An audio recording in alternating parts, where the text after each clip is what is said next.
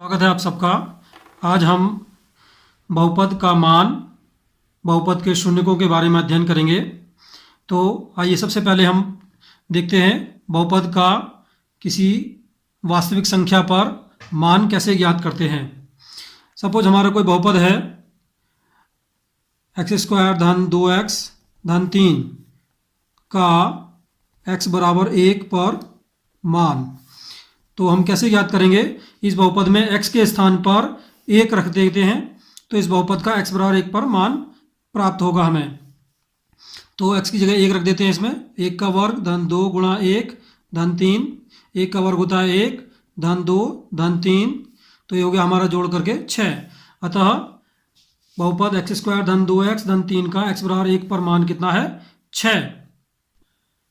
इसी प्रकार किसी भी बहुपद px का x बराबर k पर मान यदि हमें ज्ञात करना है तो वह कैसे ज्ञात होगा? इस बहुपद में x के स्थान पर k रखने पर वह मान प्राप्त होगा और इसे हम pk द्वारा निरूपित करेंगे।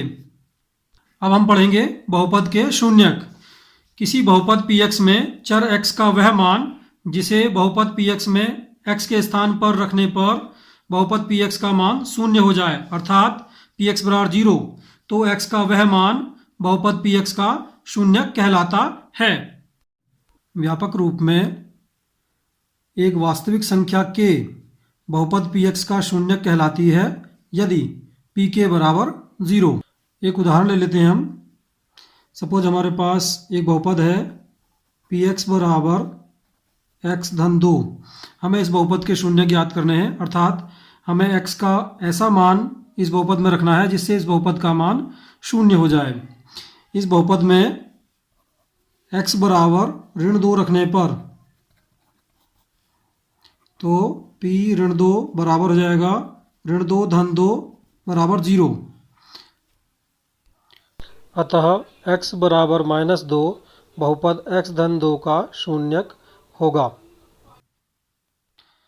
किसी बहुपद px का शून्यक ज्ञात करने के लिए बहुपद px को शून्य के बराबर रखकर प्राप्त समीकरण को हल करना होगा। एक प्रश्न ले लेते हैं। प्रश्न है बहुपद px बराबर 2x धन 5 का शून्यक ज्ञात करो। इसका हल करते हैं हम।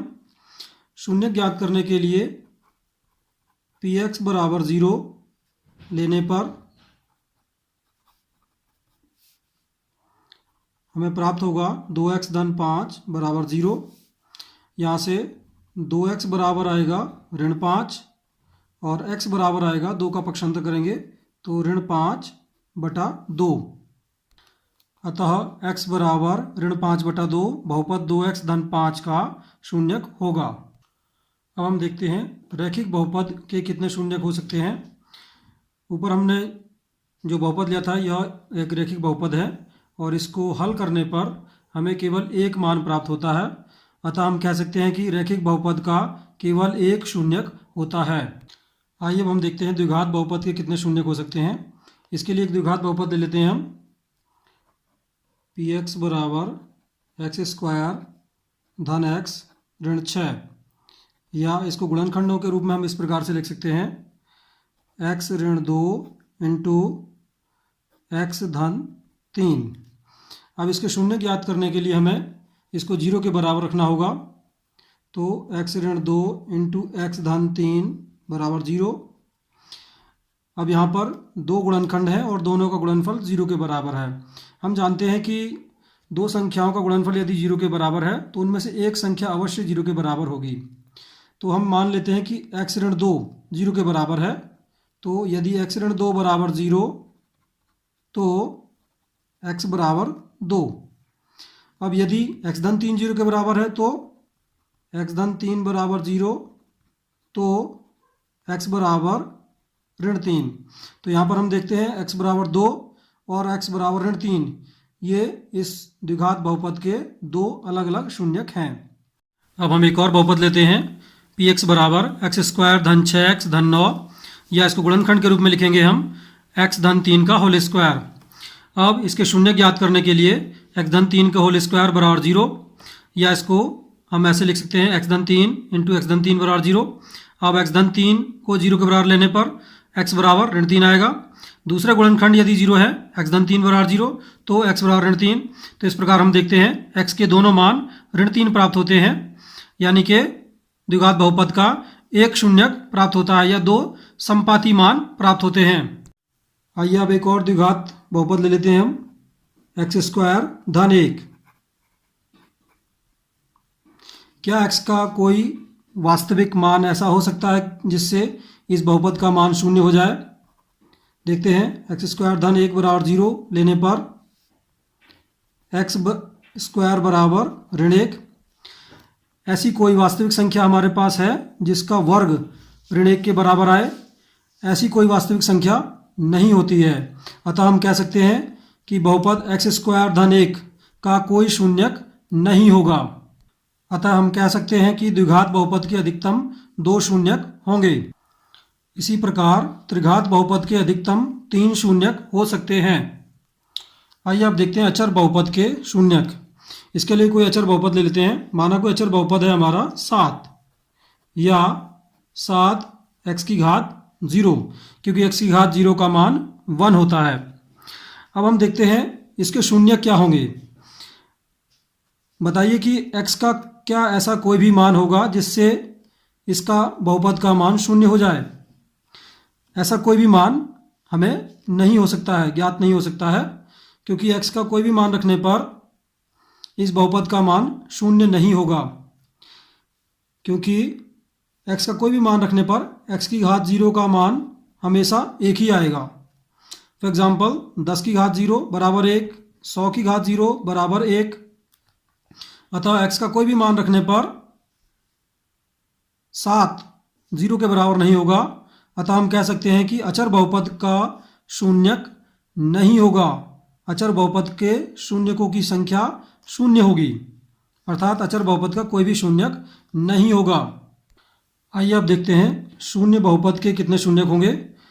शून्य बहुपद को हम शून्य से निरूपित करते हैं, अर्थात px बराबर 0। इस बहुपद में x का कोई भी मान रखने पर बहुपद का मान सदैव शून्य रहेगा। अतः हम कह सकते हैं कि शून्य बहुपद के शून्यकों की संख्या अपरिमित होती है, अर्थात कोई भी शून्यक हो सकता है। अतः हम कह सकते हैं कि प्रत्येक वास्तविक संख्या शून्य बहुपद का शून्यक होती है। आइए अब देखते हैं जब बहुपदों को ज्यामितीय रूप से निरूपित करते हैं तो शून्यकों का क्या अर्थ होता है। सबसे पहले रैखिक बहुपद के शून्यक देख लेते हैं हम जानते हैं कि रैखिक बहुपद का ज्यामितीय निरूपण एक सरल रेखा होती है। एक रैखिक बहुपद ले लेते हैं, सपोज y बराबर x+2। यह हमारा कोई रैखिक बहुपद है। इसमें x बराबर 0 रखने पर y बराबर 2 आता है और x बराबर ऋण 2 रखने पर y बराबर 0 आता है। इन बिंदुओं को निरूपित करने पर यह रेखा प्राप्त होती है। हम देखते हैं कि यह रेखा x अक्ष को ऋण 2, 0 पर प्रतिच्छेद करती है। हम यह भी जानते हैं कि इस बहुपद का जो शून्यक है वो ऋण 2 है, जो कि इस रेखा के x अक्ष पर जहाँ जो प्रतिच्छेद बिंदु है उसका x निर्देशांक है। तो इस प्रकार हम कह सकते हैं कि रैखिक बहुपद का जो ज्यामितीय निरूपण है वह x अक्ष को जितने बिंदुओं पर प्रतिच्छेद करेगा उसके शून्यकों की संख्या उतनी ही होगी। आइए अब देखते हैं द्विघात बहुपद के शून्यकों को ज्यामितीय रूप से कैसे परिभाषित करेंगे। हम जानते हैं द्विघात बहुपद का आलेखीय निरूपण या तो इस प्रकार होगा या इस प्रकार होगा या इस प्रकार होगा। प्रथम चित्र में हम देखते हैं कि द्विघात बहुपद का ज्यामितीय निरूपण x अक्ष को 2 बिंदुओं पर प्रतिच्छेद करता है, अतः इसके शून्यकों की संख्या 2 होगी। इस स्थिति में इसका ज्यामितीय निरूपण x अक्ष को केवल एक बिंदु पर प्रतिच्छेद करता है, अतः इसके शून्यकों की संख्या 1 होगी।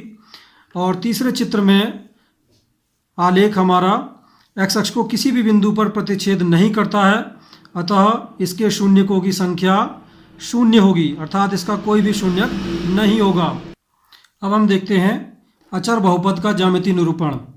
कोई अचर बहुपद ले लेते हैं, माना px बराबर 2 या इसको y बराबर 2 भी कह सकते हैं हम। y बराबर 2 को जब हम ज्यामितीय रूप से आलेखित करेंगे तो यह एक सरल रेखा प्राप्त होती है जो कि x अक्ष के समांतर है, अर्थात यह x अक्ष को किसी भी बिंदु पर प्रतिच्छेद नहीं करती है। अतः इसके शून्यकों की संख्या शून्य होगी, अर्थात इसका कोई भी शून्यक नहीं होगा। आइए अब देखते हैं शून्य बहुपद के शून्यकों का ज्यामितीय अर्थ क्या है।